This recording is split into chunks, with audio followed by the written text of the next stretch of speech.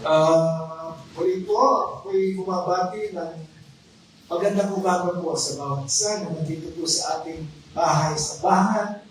Ganun din po sa ating pong walang sawa pong sumusubaybay po sa ating FB Live. Magandang umaga po sa inyo lahat. Morning! Morning! God's Hidden Secrets. Kung tatanungin po natin ang Biblia, meron nga po bang nakatagong sikreto ang Diyos? Meron nga po bang mga bagay na hindi niya pinapaalam sa mga tao? The answer is yes. At ang mga sikreto bang ito ay mananatiling ang Diyos lamang ang nakakaalam? The answer is no. Sa isang pamilya po, may mga bagay na hindi alam ng buong barangay. Di ba? Sa isang pamilya, mayroong mga bagay sa isang pamilya na hindi pinapaalam sa kapitbahay. Hindi pinapaalam sa barangay, ang sabi ko na. At kung minsan, pinapaalam ang lihim na ito sa mag-asawa lamang. O kadalasan siguro, kung mayroon silang mature na anak, panganay, pinapaalam nila yung mga sikreto ng kanilang buhay. Same is true po kung ang Diyos ang ating pag-uusapan. Ang sabi ko nga, may mga sikreto ang Diyos, pero may mga taong kanyang ang mga sikreto ito na pinapaalam niya ang mga sikreto ito. Sabi po sa Deuteronomy 29:29, Deuteronomy 29:29, it says, "The secret things belong to the Lord our God, but the things revealed belong to us and to our children forever, that we may follow all the words of this law." Sabi po sa Tagalog, ang mga bagay na lihim ay para sa Panginoon nating Diyos. The secret things belong to the Lord our God. So, mayroon talagang mga bagay sa Bible na ang Diyos lamang nakakalam. Kasi kapag nagbasa po tayo ng Bible, mayroong kalakip itong revelation. Mayroong kalakip itong kapahayagan para sa atin at sa ating buhay. Pero dito, sabi nga, na mayroon ng mga bagay na para sa Diyos lamang. Ang sabi dito pa, ngunit ang mga bagay na hayag ay para sa atin at sa ating mga anak magpakailanman. But the things revealed belong to us and to our children forever. So may mga bagay din na hayag o hindi na lihim. Pero kahit na po sinasabi na Biblia na ang mga ito ay hayag, hindi po ito pinapahayag kung kanino lamang. Pero mga tao na pinili ang Diyos na pinagpapahayagan niya ng mga meaning o ng mga revelation o papahayagan ng bawat salitang binanggit dito. So, but the things revealed belong to us and to our children forever.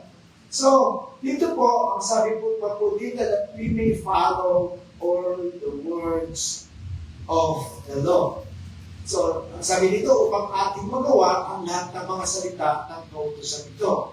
So, habang pinakikita natin ang mensahe, makikita natin kung paano at kung bakit nasabi ito sa Deuteronomy 29:29 na tayo daw na pinagpahayagan ng mga revelations ng mga ito, pinagpahayagan ng mga meaning ng mga salita ito ng Diyos, ay para tayo ay makasunod daw sa mga salita ng kahit anumang batas ng Panginoon.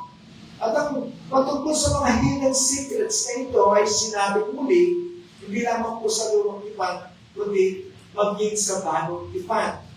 So, nagmula mismo sa bibig ng ating Panginoong Yesus at sinasabi po, babasahin po natin isa-isa ang Matthew chapter 13:11-17.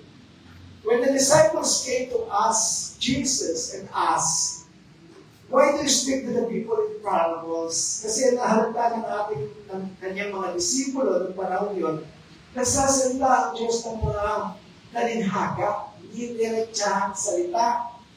So ito ay, ang mga salitang ito ay sinasabi niya through parables.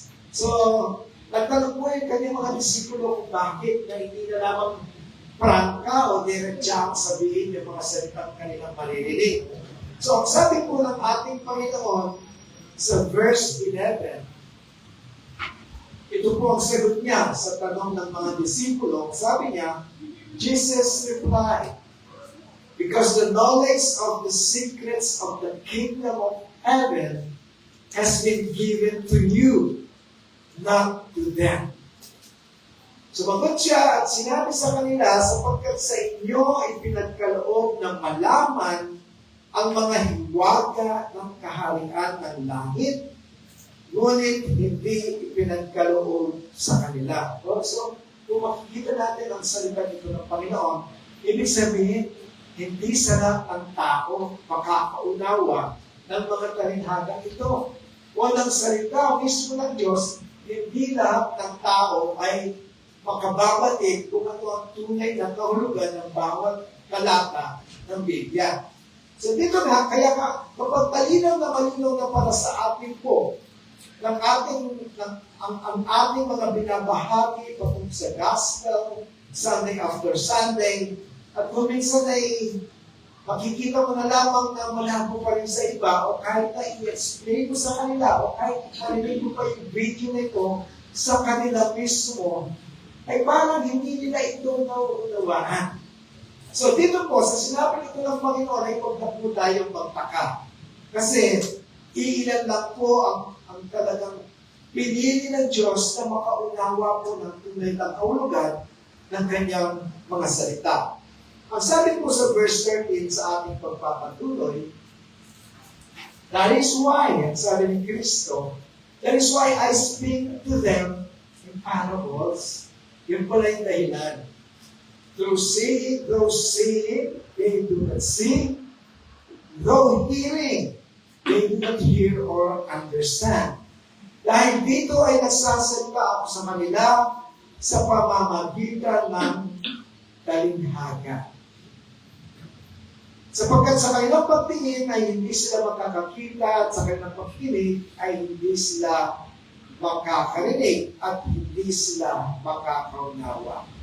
And mostly po sa mga parables na ito o mga talinhaga, gaya ng to name a few, the sower, the pearl of the great price, and the parable of the hidden treasure, at iba pa, maraming mga talinhaga ang Diyos, ang ating Panginoon Kristo na isiniwala nung panahon niya sa kanyang mga disipulo at sa mga taong sumusubaybay sa kanya.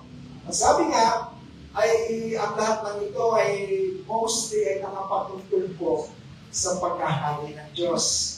O sa English, Kingdom of Heaven or Kingdom of God or Salvation.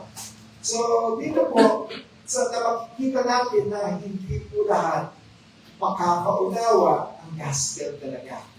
In verse 14, in them, ang sabi dito, sabi pagpapatuloy ni Kristo, in them is fulfilled the prophecy of Isaiah.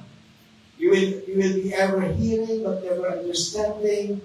You will be ever seeing but never perceiving. So dito po natupad nga sa kanilang prophecy ni Isaiah, sabi ni Kristo, na nagsabi, sa pakikinig, kayo'y makakarinig, ngunit kailan may hindi makakaunawa. At sa pagtingin kayo dito, kailan may hindi mababatid. Noon pa man po, roughly 700 years, 700 years before the New Covenant, or 700 years before the coming of Christ, ay naisulat po ni Propeta Isaiah ang katulad ng sinabi po ni Kristo na ang mga pinili lamang ng Diyos ang tunay na makakaunawa sa kanyang mga salita. Tayo po ba'y nakakasunod? Tayo po ba'y nakakasunod? Amen. So verse 16, ang sabi po sa pagpapatuloy ng ating Panginoon, but blessed are your eyes. Tayo lang kinakausap dito. But blessed are your eyes because they see. and your ears because they hear. Ngunit mapapalad ang inyong mga mata, sapagkat ang mga ito'y nakakakita. At ang inyong mga tainga, sapagkat ang mga ito'y nakakarinig. Kapalad ka, kaibigan, kung ikaw ay nandito ngayon. Kapalad ka rin na nakikinig sa social media ngayon na nandito ka, sumasamba, patuloy na nakikinig. It only means to say, isa ka sa mga mapapalad na nakakaunawa ng mga nakatagong lihim ng Diyos. Natural lang po na kapag tayo pumunta sa isang vendor, pagtitipon, o kahit saan man, di ba, kapag hindi mo naunawaan yung sinasabi ng speaker, mas marami yung hindi ka nababalik. Di ba? Hindi ka nababalik, hindi mo naunawaan yung sinasabi niya. Pero dito po, dahil tayo ay nagpatuloy sa 15 years nating 15 years na taon ng 15 years na pamamalagi po ng ating pananatili ng ating ministry, ay nagpatuloy tayo dahil nakaunawa tayo. Dahil nakabatid tayo ng tunay na kahulugan kung bakit tayo ay tinawag ng Diyos, kung bakit niya pinapaninig yung kanyang mga salita sa atin. Di ba? Ang sabi ko nga, kapag hindi mo naunawaan, ibig sabihin, may tendency po na hindi ka nababalik. May tendency na iba na lang, sa iba na lang ako makikinig, di ba? Sa verse 17, sa pagpapatuloy po ng Panginoon, nagsabi po, For truly I tell you, many prophets and righteous people long to see what you see, but they did not see. And to hear what you hear, but did not hear it. Sabi po sa Tagalog, katotohanan sinasabi ko sa inyo. Sabi niya, maraming propeta at mga taong matuwid ang naghangad na makita ang inyong nakikita. Actually, we are speaking here of a spiritual eye.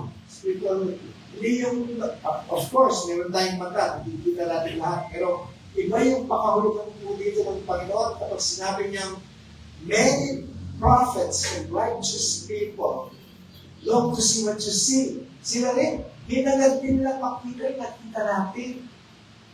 Hinagad din lang maunawaan yung mga naunawaan natin. Kumisa nga, kahit hindi tayo pinapansin ng ating mga kapitbahay, Sunday na naman, may hawak-hawak na naman sa Bible. Sunday na naman, pupunta na sa bahay sa bahay. Ano ba mga pinaggagawa ng mga yan? Pero deep inside them, curious sila. Deep inside them, gusto rin nila makita yung nakita natin. Bakit tayo nagpatuloy?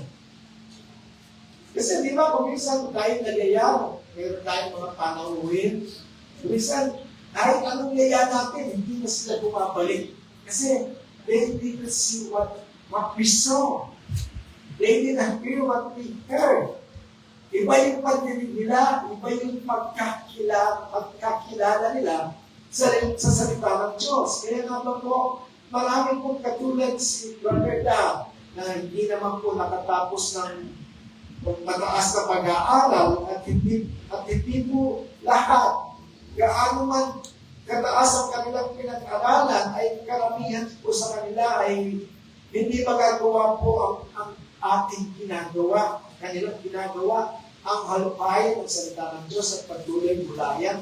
Kung minsan po nga po, madalas po sinasabi, ang isang doktor o isang attorney na hindi po maalam sa salita ng Diyos at hindi siya empowered by the Holy Spirit. Kahit na mataas po yung pinag-aralan, dahil pa po siya ng isang bata na nag-aral ng salita ng Diyos at those kids that were guided by the Holy Spirit sa buhay nila, mas mauunawaan pa nga nila eh. Kaya masabi dito po ng Panginoon na hindi po lahat, ang pwedeng sila ay naghangad din na maging katulad din natin na noon hindi tayo nakakapagsalita ng ganito, di ba? Noon nga, hindi ko na-imagine one time in my life, harap ako sa mga tao. Si Brother Dalpo, very timid nung kabataan niya. Kapag po ako inuulit ko lang, nililigawan ko pa yung aking asawa, dahil may kasama rin ng Panginoon. Yung nililigawan ko po siya hindi po ako makapadhig sa bahay nila na hindi naka-red horse. Ganun po ka mahiya si Brother Dad. Yung public speaking na ganito, hindi ko po na ganito. Hindi ko nga na-imagine na sa buhay ko, darating ako sa punto na magsasalita sa harap ng mga tao. Dahil mismo sa aking panliligaw, kailangan meron po na akong espiritu ng, ano ba tawag ko? Patarantal. Nakalimutan ko na. Kailangan mag-inom muna ako ng espiritu. Lalagay muna ako ng alcohol sa aking katawan bago ako makipag-usap. Hindi lang sa aking asawa.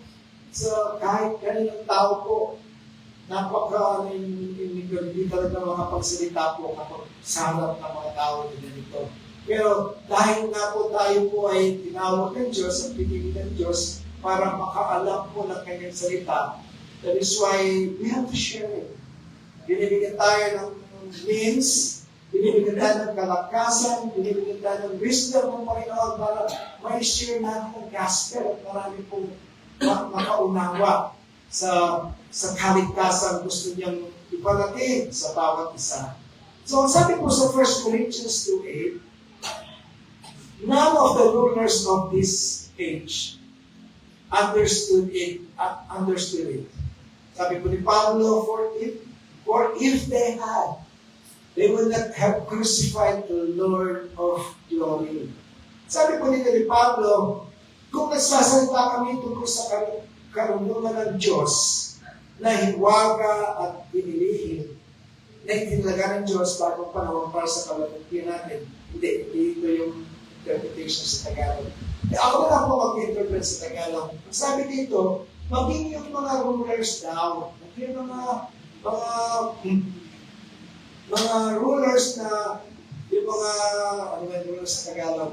Yung mga church leaders noon, yung mga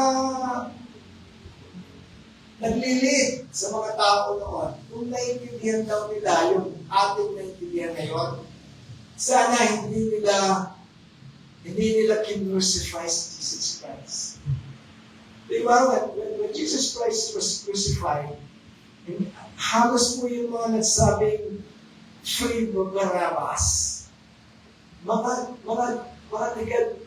Jews po yung mga yan mga tiga-Israel din So, ang ibig lang po sabihin dito ng ating ni Pablo na kung ang lahat ay nakaunawa sa salita ng Diyos, kung ang lahat ay nakaunawa kung ano talaga ang layunin ng ating Diyos Ama, kung bakit pinababa niya ang ating Panginoon Jesus para iligtas tayo sa ating mga kasalanan, kung ang lahat ng mga tao noon ay naunawaan ito, sana kahit isa sa kanila, hindi nila walang nagsabing ipako siya sa krus.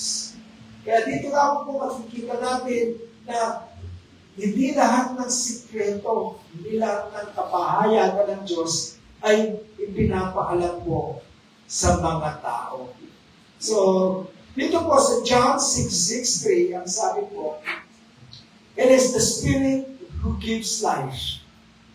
The flesh profits nothing. The words that I speak to you are spirit, and they are life. Ito po ang sabi ng ating Panginoon sa Tagalog, ang Espiritu ang nagbibigay buhay. Ang laman ay walang anumang pakinabang. Ang mga salitang sinabi ko sa inyo ay Espiritu at buhay. When the Bible says the flesh profits nothing, when we are in Christ, mas mahalaga na ang mga bagay ng mga spiritual. Mas mahalaga na ang mga bagay na hindi nakikita. Ano ba yung mga hindi nakikita? Ano ba mga bagay na hindi nakikita na mas mahalaga ngayon sa ating buhay? Number 1 is God. Number 2, salvation. Number 3 is heaven. Ang ibig silang sabihin po dito, it is the Spirit who gives life. Yung mga hindi natin nakikita sa buhay ngayon, ang mas mahalaga. So dito po, mas mahalaga na kaysa buhay natin sa lupa.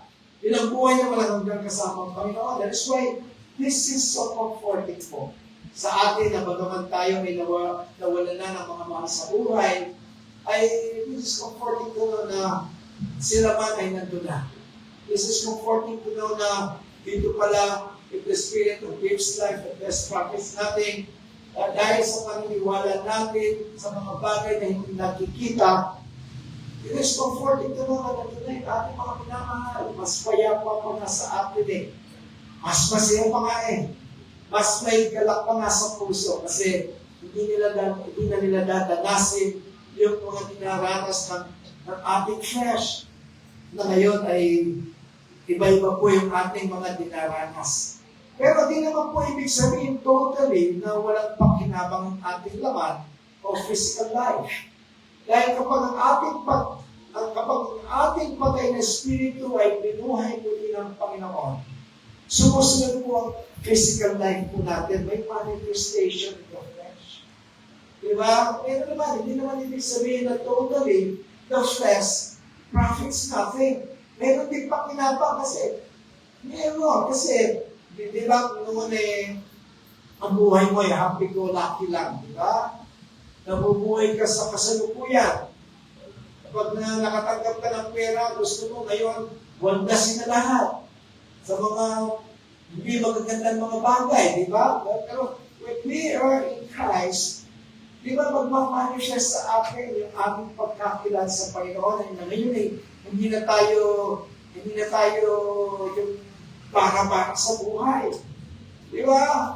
Ngayon ay may pag-iingat na tayo sa anumang bagay na dumarating sa buhay natin. Hindi agad tayo na tumatanggap ng anuman na iniaalok ng kaaway. Di ba? So, may manifestation po sa ating flesh din na kapag tayo ay tumagat sa Panginoon, hindi lamang po spirit yung nakikinabang, maging yung ating physical life or flesh na tinatawag. Sabi po sa John 4:24, God's Spirit and His worshippers must worship in the Spirit and in truth. Ang Diyos po, ang sabi dito ay Espiritu.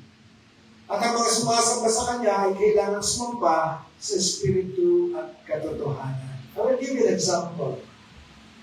In Matthew, nabanggit po ni Kristo doon that when you want to pray, huwag mo nang ipakita sa ibang mga tao. When you want to pray, sabi dito ni Kristo, pumasok ka sa isang kwarto at doon ay kausapin mo ang Diyos. Ano pong ibig sabihin nun? Spiritual meaning of this is, when you want to talk to God, close your eyes.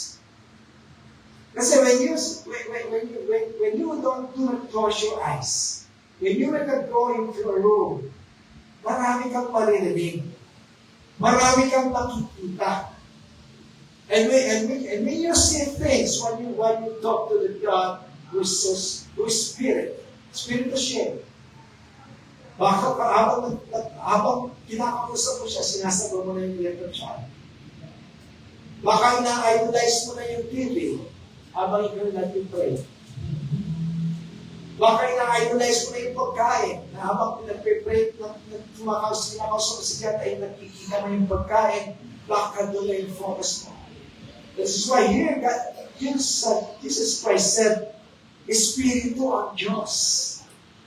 Huwag mong sabihin itong gawa ng tao ito ay pwede mong kausapin para ipaalala sa iyo na nandiyan ang Diyos. Hindi po natin makikita ang Diyos sa anumang bagay sa mundo ibabaw. Kasi God's Spirit. We can only talk to Him through Spirit. We can only worship God in Spirit. We can only worship God and pray to God in Spirit and in truth. Makakausap lamang natin siya at masasamba sa Espiritu at katotohanan. God's Spirit, that is truth. It is, what is truth in God? Ano yun? Siya hindi nakikita. Siya hindi pwedeng ipasok sa isang electric fan na ganito at ito na yung kausapin mo at yung sabay mo. Hindi yun ang utos ng Panginoon. Hindi yun ang kalooban ng Diyos. Ang sabi ng Lord, very simple. When you want to talk to me, that is written in Matthew, when you want to talk to me and pray to me, and you can ask anything in my name, but make sure you close your eyes. Make sure you don't see anything na pwedeng humarang sa iyo para yun ang iyong sabayin at hindi na ako. Nakakaunawa po ba tayo? Tama po ba ang tama? Tama. 2 Corinthians 3:6, ang sabi po, He has made us competent as ministers of the new covenant, not of the letter, but of the Spirit. Medyo malalim po ito. Unawain po natin. Alisin muna natin yung mga iniisip natin. Unawain natin mabuti ang nakasulat dito. He has made us competent as ministers of the new covenant, not of the letter, but of the Spirit. For the letter kills, but the Spirit gives life. Ang sabi po sa Tagalog, na ginawa kaming may kakayahan na maging mga lingkod. If you are a servant of God sa panahon ito ay para sa iyo rin. Sabi dito, ginawa tayo, sabi ko lang tayo, na ginawa tayo may kakayahan na maging mga lingkod ng bagong tipan. Hindi ng titik, kundi ng spirito. Sapagkat ang titik ay pumapatay, subalit ang spirito ay nagbibigay buhay. Sa English, not of the letter, but of the Spirit. For the letter kills, but the Spirit gives life. Ano yung letter nito? Tignan muna natin yung letter na sinasabi. Ano yung titik? The letter refers to the law. The letter refers to the Old Testament. The letter refers to the Old Covenant. The letter refers mostly sa mga commandments ni Moses. Commandments of God through Moses. They are written on the stone. It is external. It reveals sin, but cannot transform the heart. That is why it kills. That is why in Hebrews, makikita natin kung babasahin natin Hebrews, na kung wala daw kapintasan, na kung hindi daw, kung flawless daw yung Old Covenant, sana hindi na tayo nagkaroon ng panibagong tipan. Bakit tayo nagkaroon ng panibagong tipan? Kasi hindi po nakakapagligtas ang yung Old Testament. Hindi siya nakakapagligtas. So, sabi po doon, kung ating tatalakayin yung Old Testament, kung ating babalikan, kapag po sila'y nagkakasala, ito po ay ginaganap nila ang isang ritual na pumapatay po sila ng kambing na walang kapintasan at ang dugo nito ay iniimisik sa kanilang katawan, and they only did it once a year ang pagpapatawad ng kasalanan. Pero ang sabi nga ng Hebrews, ito po ay hindi nakakapagpatawad talaga ng ganap sa buhay ng isang makasalanan. Kaya nga ba, nagkaroon po ng new covenant. And what is the new covenant? It is the covenant between God and man, but between God and the blood of Jesus. Sila po yung panibagong tipan. Si Christus po sa tanay ng dugo, na siya ang bumuo sa ating mga kasalanan. At hindi na po ito ginaganap once a year. Hindi na pinapatay si Kristo once a year. Katulad ng Old Covenant na pumapatay sila ng kambing na walang kapintasan para sa pagpapatawa ng kanilang kasalanan. At yung gumagawa nila mga high priest, tama. But in the New Covenant, hindi na high priest. Hindi na dugo ng kambing. It is the blood of Jesus. At hindi once a year. it happened only once. Jesus Christ did it only once. Para ano? Para sa pagpapatawad ng kasalanan natin lahat. Minsan lang po, hindi po inuulit-ulit. So dito po, that is why the old covenant, it kills. The letter kills. It only exposes guilt and brings only condemnation. While the Spirit refers to the new covenant through the Holy Spirit, it is eternal. Hindi na sinusulat sa mga bato na gaya ng Old Testament na nakikita natin sa pelikula, di ba? Nakita natin si Moses, isinulat yung Ten Commandments sa bato. Ngayon, hindi na. Ngayon, it is written in our hearts. It gives power to obey. It brings life. It brings transformation and righteousness.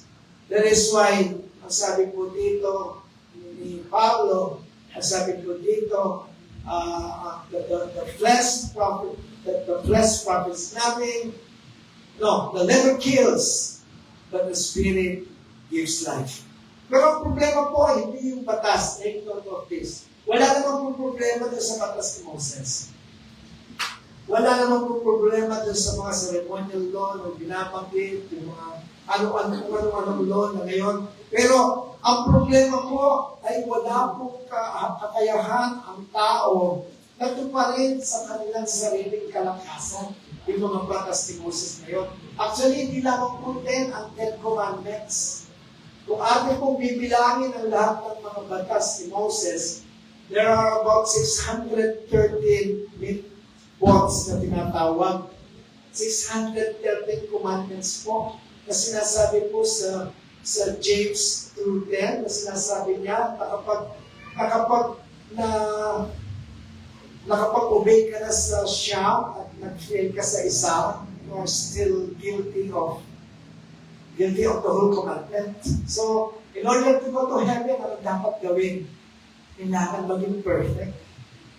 Eh, sino naman po sa atin ang pwedeng maging perfect? Di ba wala?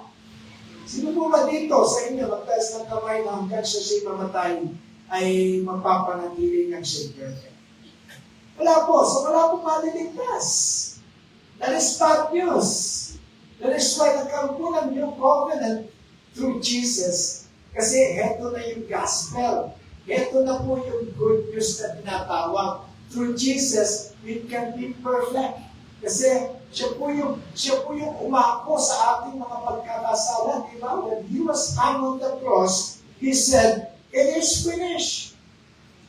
It is finished. Ano yung finished? Naisave ka na niya. Naisave na niya ako. Yun po ang ibig sabihin na nagnapo niya yung ating mga kasalanan at tayo po ay tinubos niya sa ating mga pagkakasala. So, kung ang letter lang, rules lang, religion lang, it will only kill you with guilt. Araw-araw guilty. Araw-araw magpuponsensya. Mag-umpisal ka ngayon, kinabukasan, after 1 week, guilty ka na naman. Di ba? But in Jesus, it will give you pure conscience po. Wala nang guilty kasi alam mo na may tumubos na sa iyong mga pagkakasala. In the new covenant, hindi na lang utos ang binibigay ng Diyos. Siya mismo ang nagbibigay ng Espiritu para mabuhay tayo. The old covenant tells you what to do, but gives no power. But while the new covenant gives you the Spirit, so you can truly live. And when you read the Bible, kapag ikaw ay nagbabasa ng Bible at nagdidepende lang sa sinasabi ng titik, take note po, kapahamakan po imbis pagpapana. Ang sinasabi dito, the letter kills, but the Spirit gives life. Huwag po tayong magbasa ng letter by letter. Huwag tayong magbasa ng literal. Kasi ang sabi po, the letter kills. Bakit? Di ba kapag tayo nagbabasa? When we read a magazine, hindi na kailangan ng bagong spirito para gabayan ka. Kasi pwede mong basahin literal yun. But when you read the Bible, you need the Holy Spirit to guide you. Kasi nga, matalinhaga po. Imbis na ikaw ay mag-bless, kadalasan po, iba yung, sa ibang daan ka ay tinuturo ng mga salitang pinabasa. Kasi walang spiritong gumagabay. Kaya nga ba, kapag sinabing, the letter kills, but the Spirit gives life. Ang banal na Espiritu ng Diyos, kung magpapagabay ka sa Kanya while reading the Bible, it will give you life. It will give you life. One good example po is Nicodemus. Sino ba si Nicodemus? Siya po isang Pariseo, a member of the Jewish ruling council called Sanhedrin. Isang pinuno po na dumalaw isang gabi kay Kristo. Actually, sekreto po yung pagdalaw niya sa Panginoon. Kasi hindi po normal ang panahon yun nang ang isang Pariseo ay dadalaw sa isang katulad ng ating Panginoong Yesus. So, dito po, very curious itong si Nicodemus. Ang sabi niya, una, sinabi po ni Kristo sa kanya,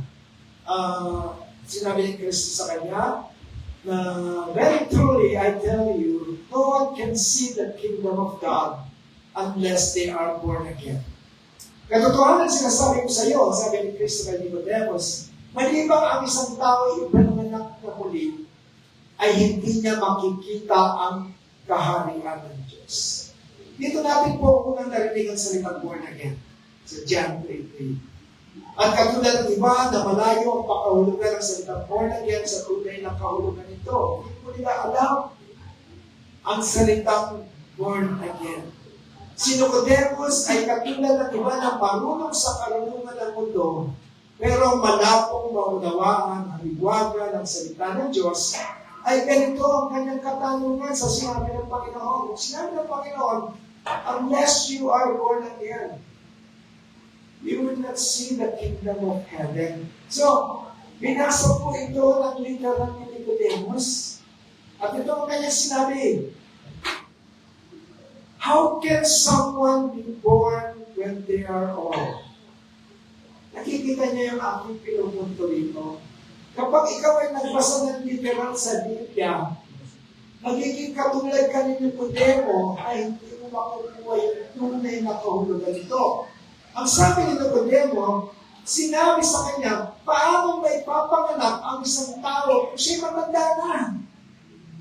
Makakapasok ba siya muli sa tiyan ng kanyang ina at ipanganak muli? Ano yung basa ni Nicodemo? Literal o spiritual? Literal. How can someone be born when they are old? See? Surely they cannot enter a second time into their mother's womb to be born again. Alam niyo kung bakit ganito ang sinagot ni Nicodemo? Balikan po natin yung 2 Corinthians 3:6 na pinag-usapan natin kanina. Na ginawa kaming may kakayahan na maging mga lingkod ng bagong tipan, hindi ng titik, hindi ng espiritu. Sapagkat ang titik ay pumapatay, subalit ang espiritu ay nagbibigay buhay. Not of the letter, but of the Spirit. For the Spirit kills, but the Spirit gives life. Dito po, hindi nakita yung sana. Kung hindi binasang literal ito ni Nicodemus, sana isa din siya sa mga maliligtas. Sabi dito, born again means hindi ipanganak muli sa sinupupunan ng ina. Iyon. Hindi katulad ng alam ni Nicodemus.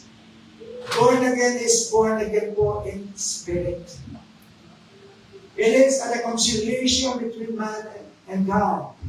It is having a deeper relationship with God. Kasi tayo po, nung nagkasala po si Adan at Eva,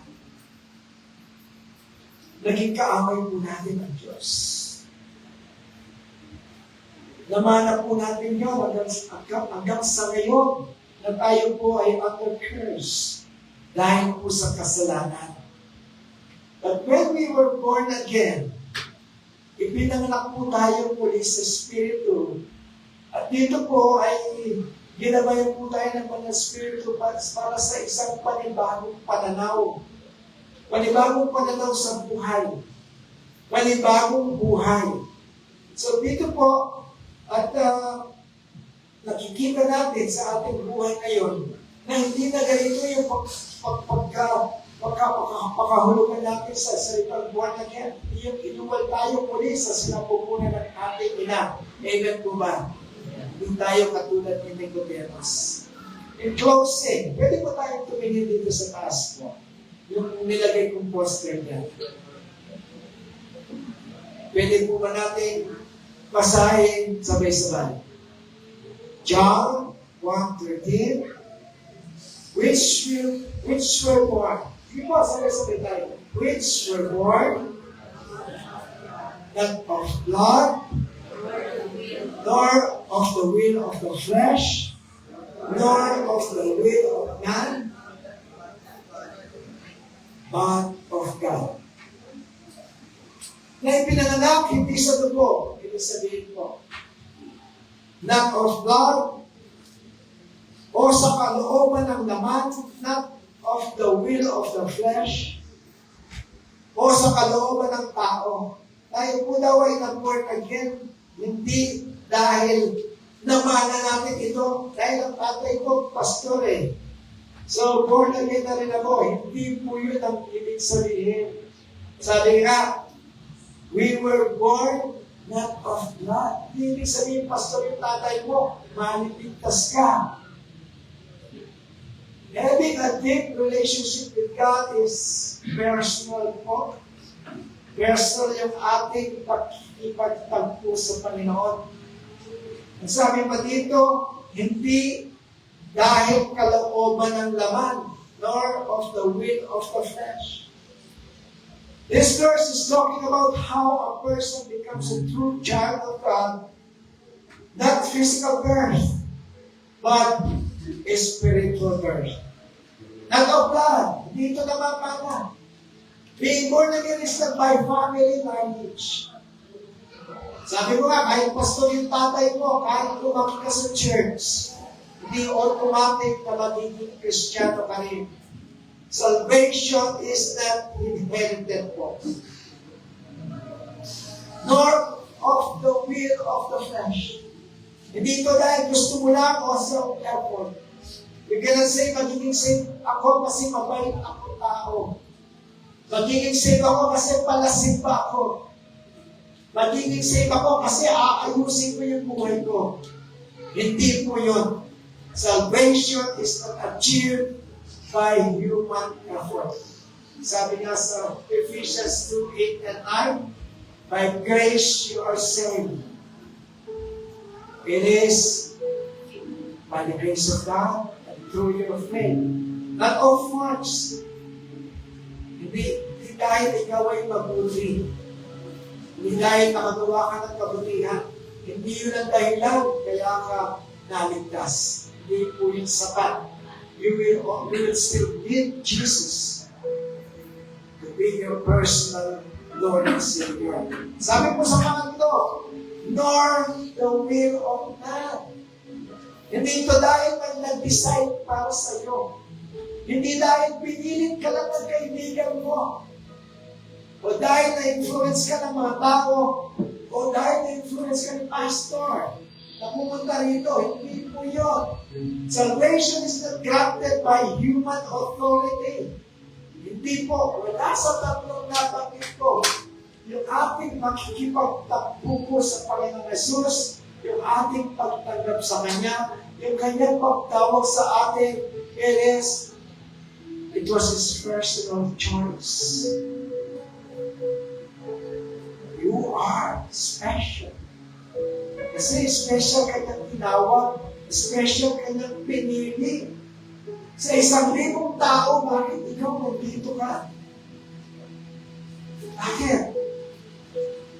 Mahal ka ng Diyos eh. Kinakambagan ka eh. And lastly, number 4, but of God. Ito po yung tunay.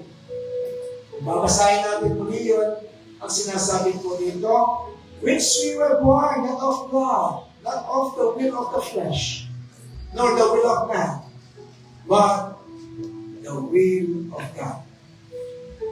Ito na po yung pinakatotoo. Ito na po yung pinaka-point. God is the source of the new birth. Siya po ang pumili sa atin. Siya ang nagmahal at nahabag sa atin. Siya ang dahilan kung bakit nandito ka.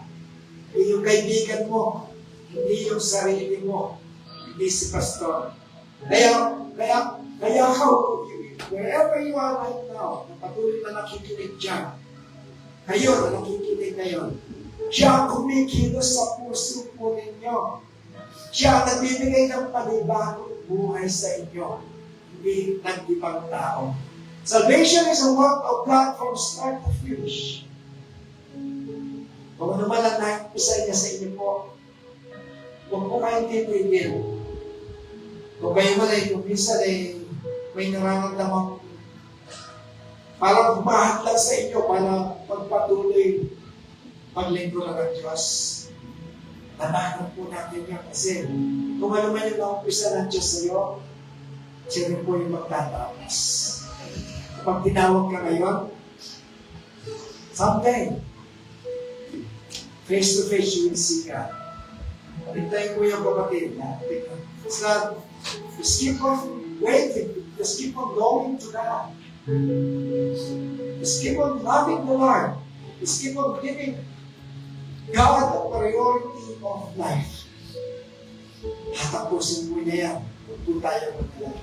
Can we close our eyes and pray? Ama naming Diyos, maraming salamat po sa inyong salita na bumuhay po sa amin ngayong umaga ito. Lord, we confess na minsan akala namin sapat na ang religion. Akala namin sapat na ang pagiging mabuti. Akala namin sapat na ang alam namin tungkol sa iyo. Pero ngayon, naiintindihan po namin, Panginoon, kailangan po kami ipanganak ulit mula sa iyo. Father, we surrender. Hindi na kami aasa sa sarili naming kalakasan. Hindi na kami kakapit sa letter na we are crying out for your Spirit, Lord. Panginoon, ipuhin mo po ang bawat puso ng mga tao ngayon na nakikinig sa iyo. Yung mga pagod na, yung mga nahihirapan na, maging yung mga nagtatago, Panginoon. Lord, bless new life into them. Kung may mga tao hindi patuloy na tumanggap sa iyo, Panginoon, right now, Lord, let this be their moment of a new birth. Palitan mo ang puso nilang bato ng puso naman. Bigyan mo sila ng bagong buhay, Panginoon. Bagong simula, bagong pag-asa. Holy Spirit, move freely. Wala akong pipigil sa iyo, Panginoon. Do what only you can do. And even for us, matagal na pong mananampalatayaan, renew us again, Father. Remind us that life is not in rules, but in relationship with you. Ama, salamat po dahil sa buhay nito na galing sa iyo at pabalik sa iyo. Lord, again, sa lahat ng ito, lahat ng aming mga pagpapala, mga biyayang hindi man namin deserve ay binibigay mo. Binabalik po namin sa iyo lahat ng malalatian at pagpupuri at pasasalamat. Sa matapis na pangalan ng aming Panginoon Jesus, ang lahat ko'y magsabi namin. Amen.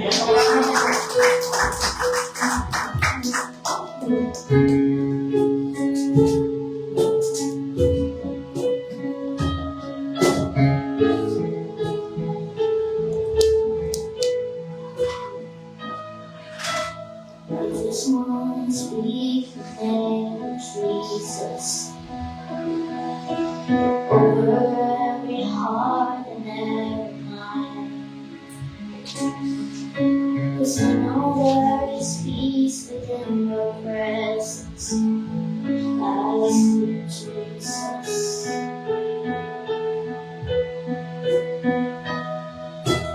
I just want to speak the name of Jesus to every dark addiction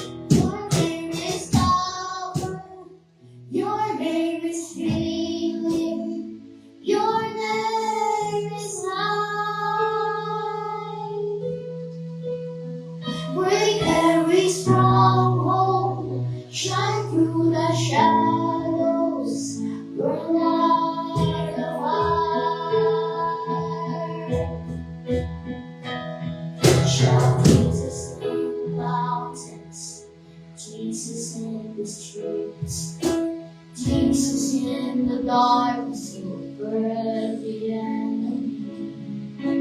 Jesus, for my family, I speak the holy name. Jesus.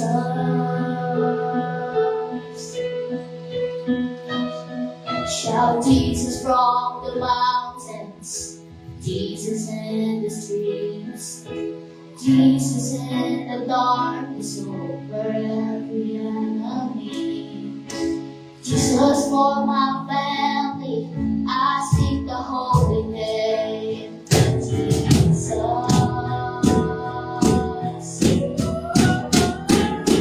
Shout Jesus from the mountains, Jesus in the streets, Jesus in the darkness over every enemy. Jesus, for my family, I speak the holy name. Jesus.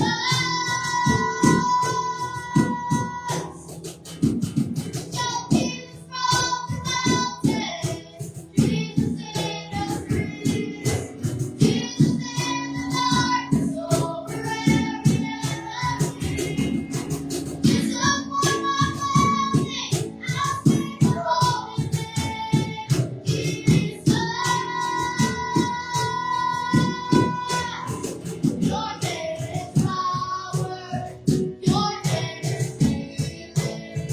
Your name is life. When there is no hope, shine through the shadows, burn like a fire. Your name is power. Your name is healing. Your name is life. When there is no hope, shine through the shadows, burn like a fire. This morning I speak the name of Jesus over every heart and every mind. 'Cause I know there is peace within your presence. I see Jesus.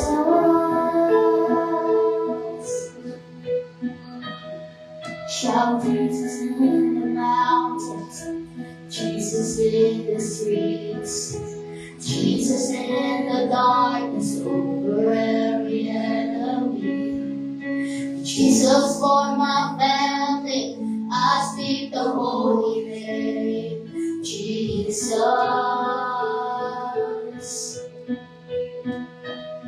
Shout Jesus in the mountains, Jesus in the streets, Jesus in the darkness over every enemy. Jesus, for my family, I speak the holy name. Jesus. Shout Jesus in the mountains, Jesus in the streets, Jesus in the darkness over every enemy. Jesus, for my family, I speak the holy name. Jesus. Your name is power. Your name is healing. Your name is life. When there is no hope, shine through the shadows. Your light of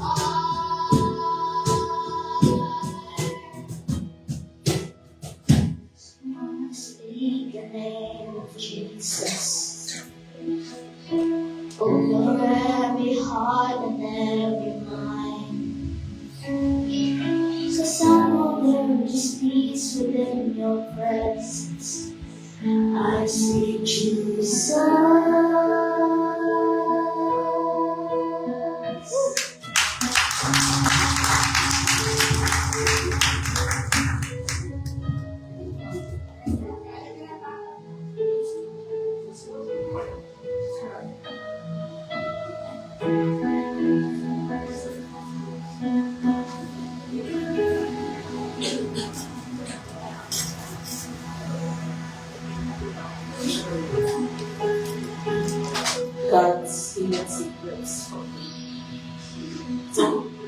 nakaka-amaze kasi sa title pa lang po nung message natin this Sunday, na napansin ko na agad na parang part to siya ng Bible study natin kagabi.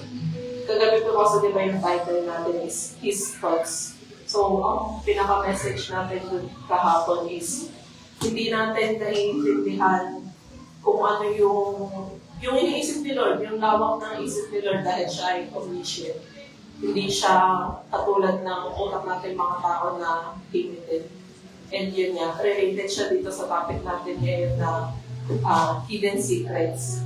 So, ibig sabihin, isa pa rin to doon sa mga pag-iisip ni Lord na hindi niya basta-basta nire-reveal kahit kanino, na hindi lahat ng tao makakaintindi, na yung mga tunay lang na naghahanap sa Kanya ang makakaintindi. Na, di ba, His thoughts nga daw are higher than our thoughts and we should not rely on our own understanding. And kung hindi natin yung naiintindihan sa ngayon, magbibigay si God ng perfect timing para i-reveal to sa atin. That's why it's very important po to seek the Holy Spirit when we're reading the Bible.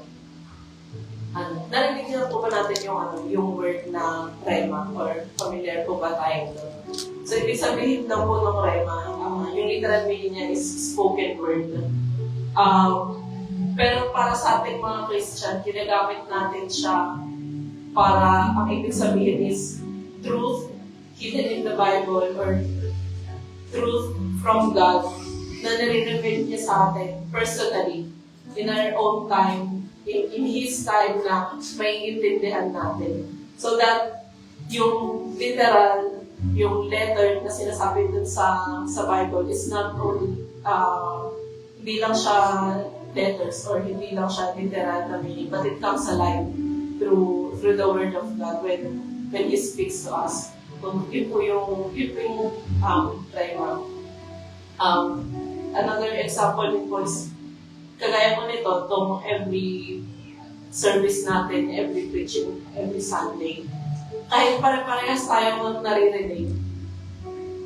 At dito naman tayo, sabay-sabay naman tayo nakikinig kay Pastor o sino man yung nagsasalita dito. Pero iba-iba tayo ng pagkakaintindi. Kasi hindi lang si Pastor yung nagsasalita sa atin. Si God ang nagsasalita sa atin. Siya yung nagbibigay ng meaning kung ano man yung sitwasyon na kung nasaan tayo ngayon, nag-i-speak si God, sumasagot si God through the people na pinapadala niya para magsalita or para tayo ay makinig. Siyempre through reading the Bible na po. Kaya napaka-bless po natin. Okay, let's take this time para maging thankful kay Lord dahil hindi sa lahat ng tao nire-reveal niya yung message niya, yung secrets niya. Diba sabi nga, seek and you shall find. Only to those na naghahanap lang talaga sa Kanya. Let's pray for our person.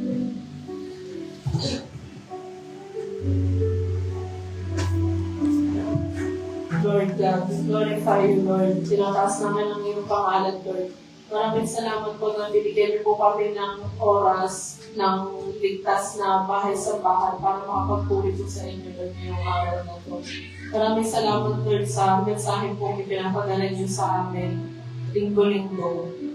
At hindi lang po yun, maraming salamat din, Lord, dahil pinapaintindi mo sa amin yung katotohanan na nire-reveal mo sa aming mga anak, Lord. Maraming salamat po, Lord, dahil every time na hinahanap ka namin, nandiyan ka, Lord. Sabi mo nga, kung hahanapin ka namin ng buong gusto namin, makakahanap ka namin, Lord. At maraming salamat dahil nire-reveal niyo po yung sarili niyo sa amin, Lord, na yung mga Lord, maraming salamat po sa oras ng pagtitipon na ito at iuwi niyo po kami lahat, Lord, ng ligtas. Kaysa ngayon ay sa susunod na pagtitipon namin, Lord, ay makakarinig po ulit kami ng mga salita na mapaulit po namin sa araw-araw namin. Pangako tayo. And sa lahat po ng mga sitwasyon, ng mga bigamin na dala-dala ng bawat isa sa amin, Lord, kayo po ang magbibig sa kanila kung anong gusto mong mangyari sa buhay nila, Lord. Bring your will to them, Lord. And bigyan niyo po sila ng support system na hindi lang para i-comfort sila, but para rin po tulungan po nila na palalim pa ang fitness. Pag-ingatan niyo po kami, Lord, sa aming pag-uwi, sa aming pag-iwati-walay, dalhin niyo po kami ng ligtas sa mga pupuntahan sa aming pag-uwi. Amen. Lord, please we pray in Jesus.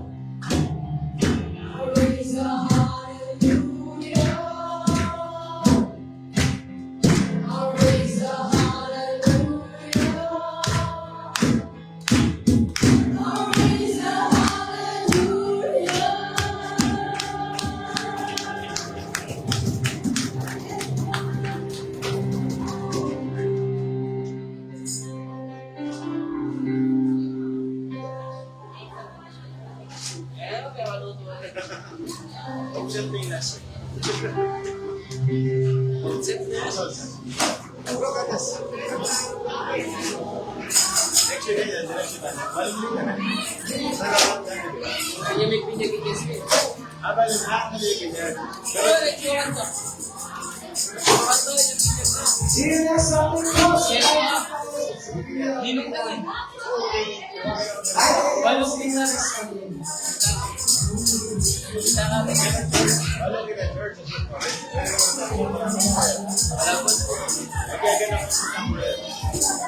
Ganito before di namin kasi ang kapalago ang tayo. Alala ko. Wait, dali. Kaya kayo mga ganito. Sana ka? Bao. Oh, Ato mo nga rin, ma'am. ano pa? Kaya mo, mga Sabihan ako lang. Sabihan ako lang. Wala na tayo. Ang sakit. okay na lang. Kasi si Mamo. Isa na, tigil mo na lang. Dali ka rin. Ang naman na naman kayo. Ayaw sa sa atin. Dali.